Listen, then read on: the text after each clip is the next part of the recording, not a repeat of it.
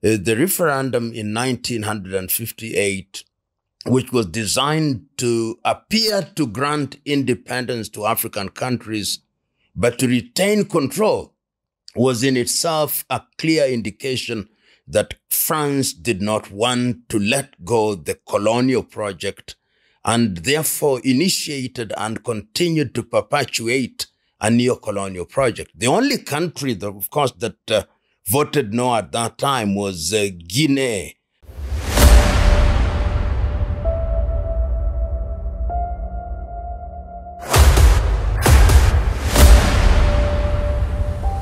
This is the journey to one Africa. It's true that the world is going through a very tumultuous period. And what one sees is that the world is moving towards a multipolar world. It is no longer the European countries that are the hegemons. They are new players who are emerging. The Russians are emerging in terms of international relations, as are the Chinese in a subtle way. But because you pose a very direct question about France, let us begin with France. France must be understood in the context of her colonial and neo-colonial past and posturing. When France was present in Indochina, in Vietnam, and in those parts of the world, and of course present in Africa, primarily, France literally governed in a manner that was designed to disable her colonies. That is how you understand the emergence of the Fifth Republic in 1958 with Charles de Gaulle.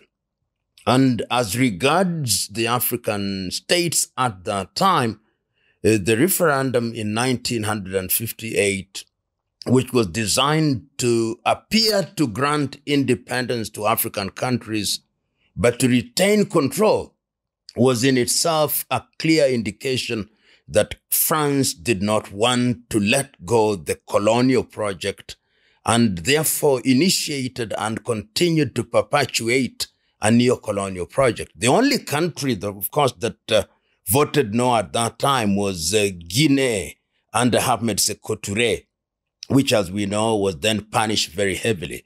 The Algerians were also very determined in their opposition to the French. So after the 1958 referendum, France literally controlled her colonies and extracted her minerals, controlled their banking, controlled their currency, and pretty much they were external territories. And of course, then after the World War II, which I prefer to call the European Tribal War, what then happened is that many of these colonizers, France included, started to lose their luster and to lose their grip. And that grip was lost even more because the United States became the new hegemon. So when you look at France today, you see a France which, courtesy of our colonial past, accommodated people from different parts of our colonies. You find very large Algerian communities, very large Senegalese communities, very large Côte d'Ivoirian communities. And these communities cannot be ignored because of the demographies, and they are threatening the French indigents. And that is why you've seen that since the emergence of the administration of Macron, there have been very major difficulties, and these difficulties must be understood at several levels. One, you have a France that has lost her access to minerals in her former colonies. Two, you have a France which is diplomatically weak. Three, you have a France which within the European context does not play the role that she thinks she should play as one of the key players. You have a France where the internal contradictions are threatening every administration. And in that context, you must see the emergence of the right wingers such as the Le Pen, both the father and the daughter. So all those contradictions are coming to bear. And because they are happening during the administration of President Macron, he is seen as the architect of the failure of France. And seen from that perspective, he himself is beginning to reassert himself. And what way to reassert yourself than to use the crises that have emerged since your administration? And there are several crises. Crisis number one, that you have had the emergence of changes of power which are extra-constitutional in Niger, in Mali, in Burkina Faso. And what have they done? They have said, you are no longer going to take our uranium in the manner that you did.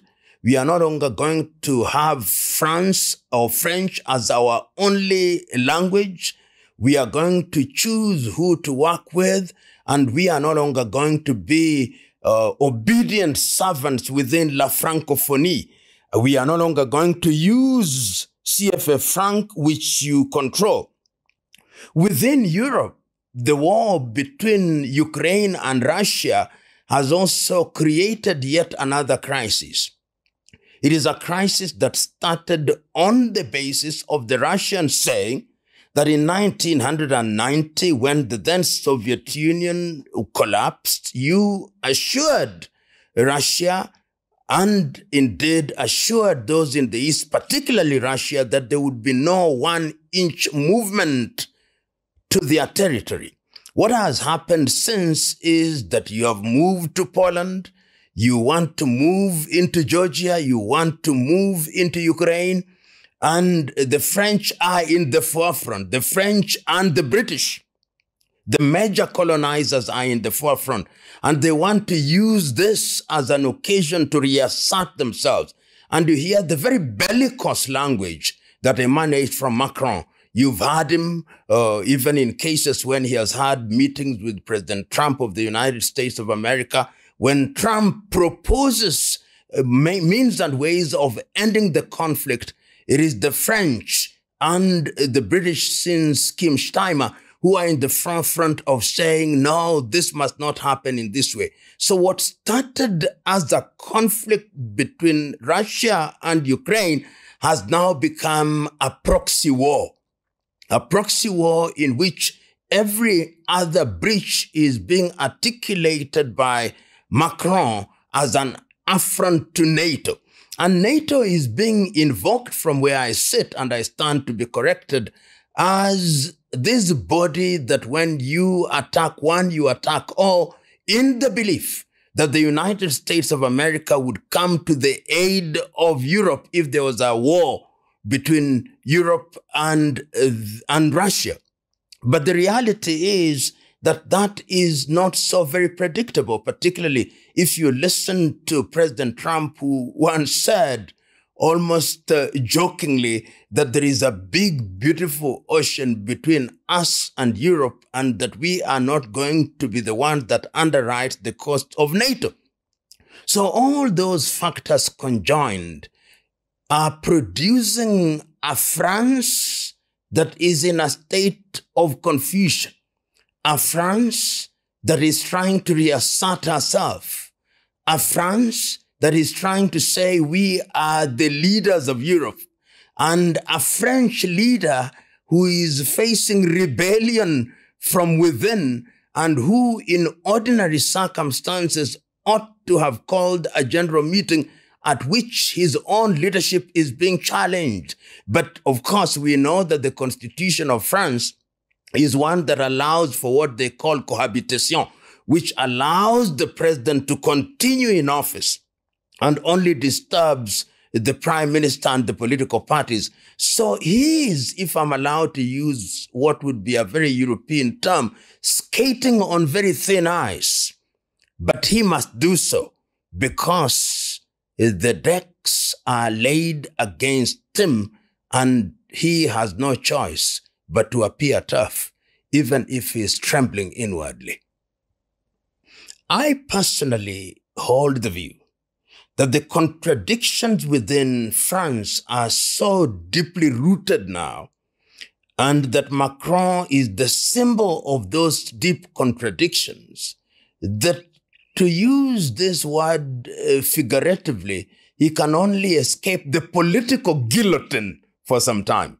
It may take 1 or 2 years, but I think that ultimately he will be forced out of office, or he will see the wisdom of leaving office. The contradictions are so deep that he cannot afford the luxury of just hanging in there, because sometimes hanging in there is not the solution. But he may also want to stay in power. And if he does, I think he's going to be confronted with situations that are not going to be very pretty. Remember that the economy of France is not as strong as it was several years ago. It no longer has resources to her former colonies. So there'll be a lot of grandstanding going forward. There'll be a lot of gunboat diplomacy. There'll be a lot of alibis. And I think the conflict between Russia and Ukraine is for the moment providing that. Remember the old saying that if you have a problem at home, you create an external enemy. Then you unify the home front.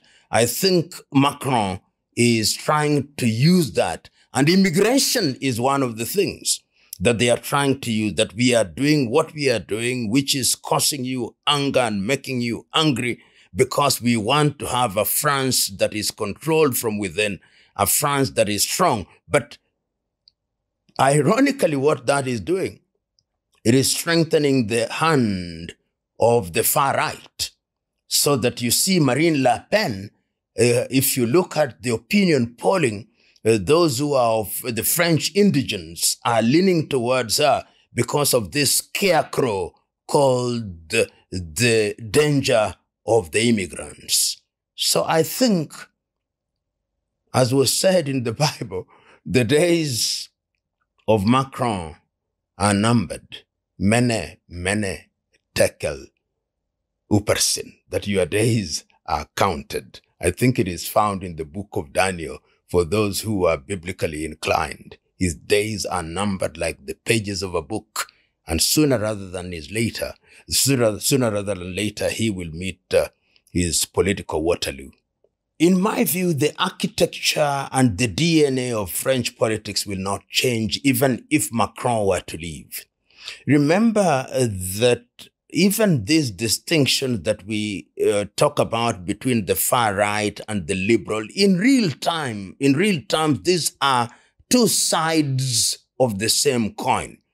And is not unique to France. There is a sense in which you feel, and one sees this even when one travels through Charles de Gaulle Airport, one sees white French people have resentment for immigrants because they think that the resources are dwindling and they do not want people who are competing for these resources. So you may have the rhetoric of those who are saying we don't want immigrants, but the reality is that even those who are not saying so are hostile to immigrants. So nothing dramatically will change in terms of the political DNA of France.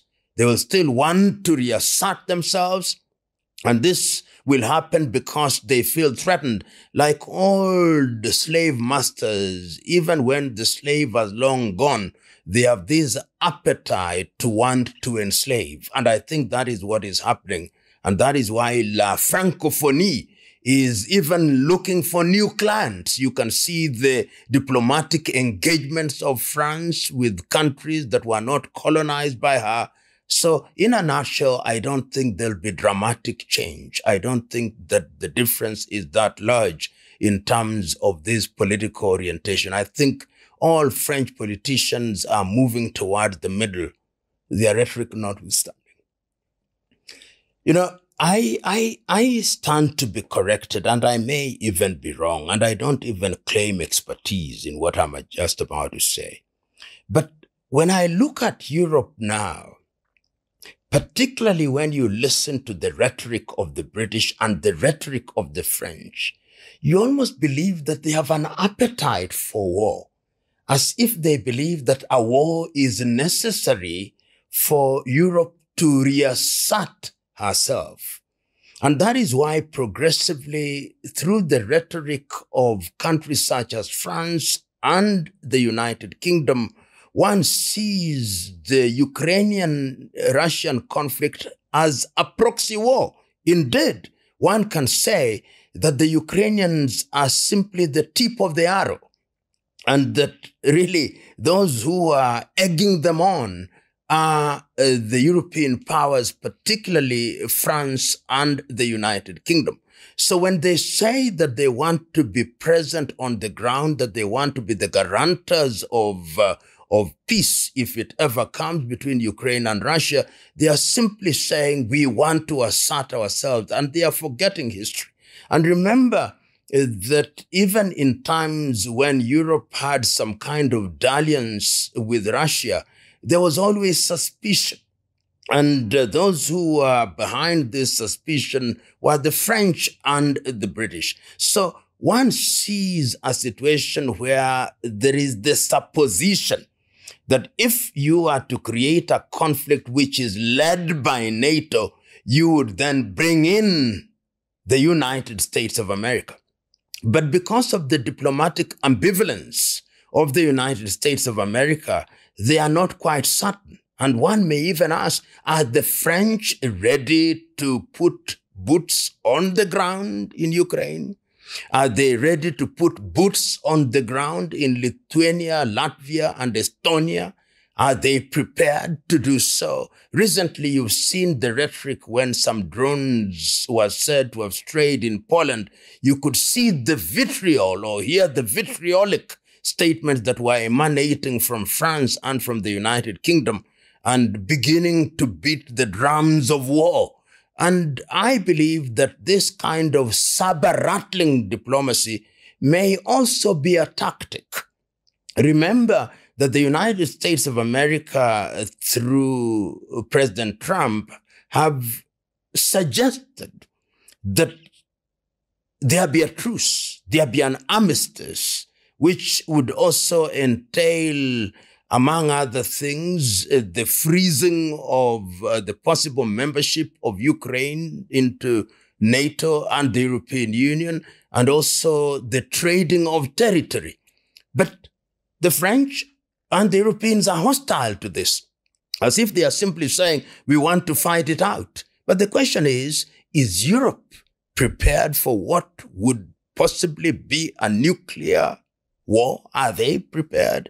Are the countries that are being used as proxies and are supplying planes such as the Netherlands and the Denmark capable of withstanding a nuclear war, knowing as we do the number of nuclear warheads that Russia has in our possession, the number of drones in our possession?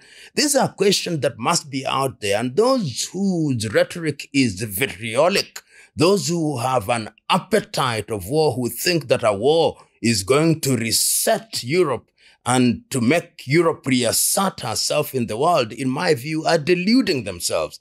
And the sooner they embrace peace, the sooner they stop egging Zelensky and the Ukrainian administration on and embrace peace, the safer they are. And I believe that in the new multipolar world, every country in Europe must now reset. They must also know that the demography in Europe is against European nations. These are very aging populations, and they may not even have the forces to fight. You know, whenever people agitate for war, they think that war has logic to it, that war is rational. When war has started, it acquires a life of its own. And when countries are threatened and survival becomes the only thing, there is no limit to what they will do. Of course, in the early days of any war today, you start with troops on the ground, you move to drones nowadays, you move to ballistic missiles. But when you begin to threaten my territory and I have in my possession nuclear weapons, what will stop me from using them? And one only has to remember what happened to Japan with Hiroshima and Nagasaki, that the Nagasaki-Hiroshima specter could be reproduced very easily. And it takes only one mistake and then the world will be a totally different place. And it is incumbent upon these warmongers in Europe to be told that the world is safer when diplomacy is given its pride of place. You can see that because of the warmongering now in Europe, the institutions that were created after the 1945 war, the Second World War, have now been neutered. The United Nations can meet and give all manner of statements and all manner of sanctions, and nobody cares about these institutions. So that if one were to look at things from a perspective that is inclined towards creating new peace in the 21st century, it would entail drawing back and thinking of ways of reforming these institutions. And what does that require? It requires that the rhetoric from France, the rhetoric from Paris becomes conciliatory. The rhetoric from London becomes reconciliatory. The rhetoric from Brussels, which is the European Union headquarters, becomes conciliatory. The rhetoric from Berlin becomes conciliatory. It's instructive that Berlin has not been as caustic as London and Paris have been, which is indicative of their desire to play a more subtle role. And of course, the United States of America, as I've said before, is a little bit ambivalent, but they too don't want to participate in something that will spiral out of control. You know, when one talks about the state of the world and the possibility of war in the continent of Europe, one may ask today, if you are to conduct a poll in the streets of London or Manchester or in Marseille or in Paris or Lyon, or to do so in Copenhagen, in Stockholm or in Oslo or in Rome or in Brussels or in Ghent or in Berlin, and you would discover that the ground, the streets of Europe are not interested in war. But politicians prosecute and initiate wars in which they themselves will not fight. They want to be remembered as the heroes who defended something which they defined. But I think if you look at Europe now, they are incapable of articulating the single thing that would justify war. But history is also rich with countries that have been pulled into war because there was a straw man, if you may, that was created and then which becomes the target and justifies this subject of hatred.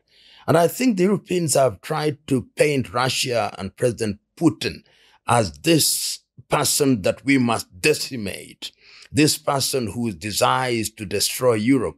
And they are not succeeding, particularly in Western Europe. And you only have to listen to the commentators in Europe who are not biased and who are not vitriolic to know that the desire is to have peace and to negotiate peace between Ukraine and Russia. And I hope that this is what will carry the day at the end of all these verbal conflagration. But the reality is they know that a war that is prosecuted in this day and age, a war that is prosecuted where you are deploying ballistic missiles and deploying drones, is a war that can decimate, and a war that could degenerate into nuclear, a war that could degenerate into biological warfare, is not a war that you want to fight.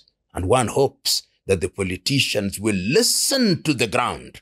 Sometimes politicians think that they have taken the pulse of their nations and the pulse is wrong.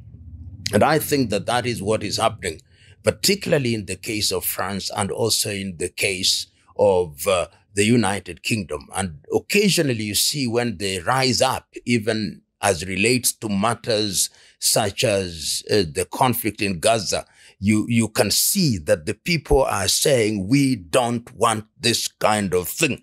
And they are telling the people, we don't want you. And in fact, the very fact that President Macron in France particularly is receiving very bad opinion polls is a confirmation that the people don't want the style, that he has adopted the style of belligerence. You know, the world is now like a pot that is being shaken in terms of alliance. If you look, for example, in terms of, and there's alliance at two levels. There is military alliance and there is economic alliance. The NATO formation remains an alliance that was created for the purpose of defending Western Europe. And on paper, it remains an alliance. But they are not reading from the same script at all times. You can see that with what America says every so often, even when they promise to help. There is also the emergence of other powers who are aligning and realigning at different levels. Look at Turkey, for example. Look at Iran. Look at China and Russia and North Korea and sometimes India and Brazil. And this tells you that these alliances are shifting. The ground is shifting. The parts are moving. But there is one thing, one single thread that I think is emerging from my view.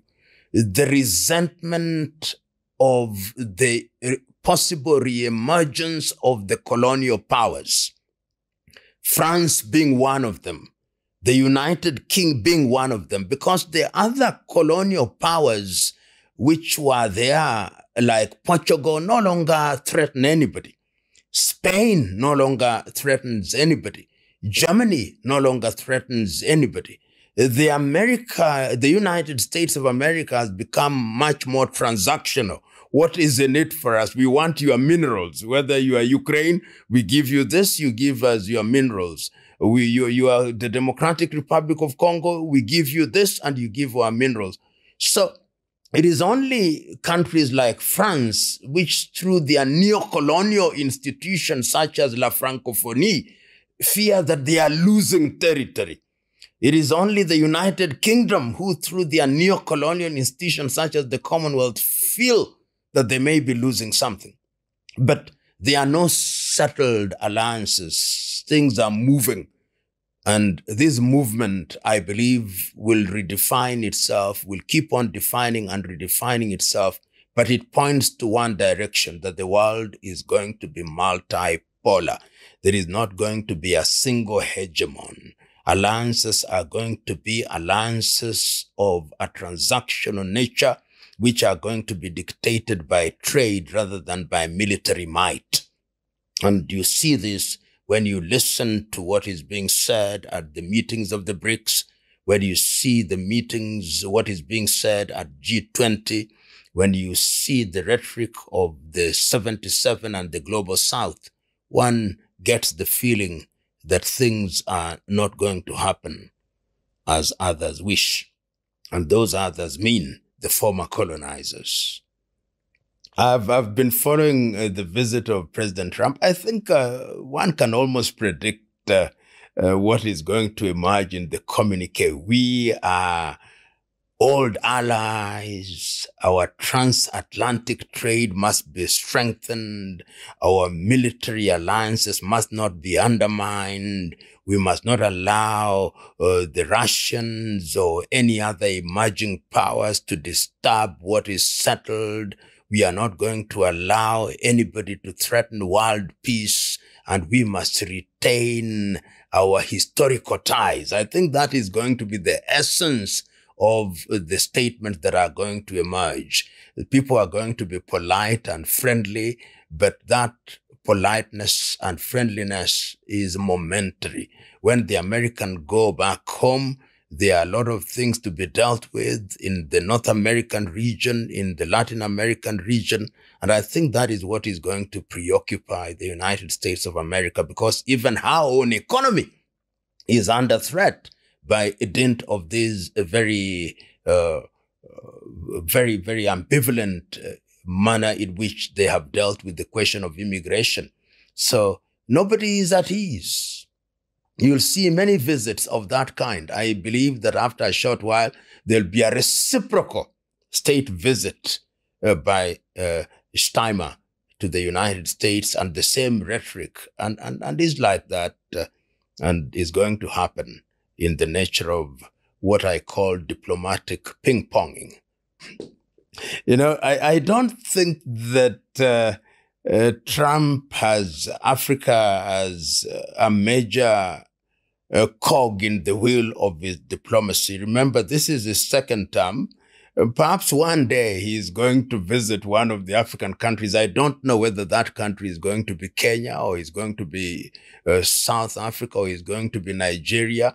But I believe that before his term ends, remember that his term will end sooner than you know it. And I believe that before his term ends, he may be persuaded to visit the continent of Africa, particularly as they now see, and this is something that you hear from the American diplomats, the presence of China, the presence of Russia, and the need for America to push back. Remember, there is a major project that is beginning to be undertaken, the Lobito Corridor, which is meant to rival the China Road and Belt program. So I wouldn't be surprised, never say never, but even if he comes, it will be for the optics. You know, the USA's diplomatic posturing is very difficult to understand at this time, because when the Trump administration came into power, the appetite was to make what I called microwave peace. Very quickly, within 24 hours, we are going to solve the problem between Russia and Ukraine. Within so many hours, we are going to solve the Gaza, the Palestinian problem. Now, the realities dawned on the U.S. Diplomat that it was not as easy. It was a lot more nuanced, and that there were no easy solutions. And one can therefore see an America that wants to remain positively neutral. And perhaps it is useful to unpack what one means positively neutral, that they want to remain as the single country that can resolve the problem, but whenever it suits them, they appear to be with the Europeans as not NATO allies, and whenever it suits them, they appear to say, but Russia must also be listened to. So it is true to say that one sees a United States of America under President Trump who would want to go down in history as the one who brokered the peace. A Trump that would want to be remembered as by historians as one who was capable of doing what others could not do. But yet the ground is not lending itself to easy solutions. And that is why he is telling the Europeans, let's have something. Even if it involves that we are trading territory, even if it means that we are losing some things, let there be some peace, at least during the period that I'm the president. So I think that that is the position in which the United States has found herself. And for that reason, it is very possible that if there were to be a war in Europe, they would stay out of it in the early days and wait for the outcome. And once it becomes untenable, they would come in and say, this must stop. Rather speculative, but possible. I think President Trump has come into power at a very interesting time. He's come to power at a time when the world is not as easy to predict as it was several years ago. He's come into power at a time when the United States of America is not the economic hegemon that it once was. He's come to power at a time when the world is looking for a new spirit because of the emergence of new players such as China, India, Brazil, Russia, Turkey, and even the African Union is beginning to say that we can no longer play second fiddle. In that scenario, he has only had one instrument available to him, a disruptive instrument called tariffs. And you've seen him use a tariff as a weapon in the economic arena. The other weapon that he has used is immigration. And you've seen that in the immigration circle, he has tried to rope in everybody by telling a number of African countries there are certain undesirables. We want to take some to Eswatini. We want to take some to Uganda. We want to take some to Rwanda. And he has also been a disruptor in terms of engaging in very transaction relationship. We are going to help the Democratic Republic of Congo have peace, but we want your minerals. So he's a disruptor. He's a disruptor who defies narrow and strict definitions. And because of his disruptive nature and style of politics, the rest of the world is now beginning to rethink differently and to realize that the only way in which we can confront this particular power is by uniting and identifying the things that are in our best interest. That is why you see the BRICS cannot be ignored. That is why you see that African Union is now beginning to engage even with the Arab world, with the Qataris, with the Bahrainis, with the Omanis, and also engaging with the Russians, also engaging with the Japanese, engaging with the Chinese, engaging with the Turks, to send a message that we have alternatives. So in a single word, I would say that President Trump will be remembered as the chief disruptor of politics, diplomacy, and economics in the world.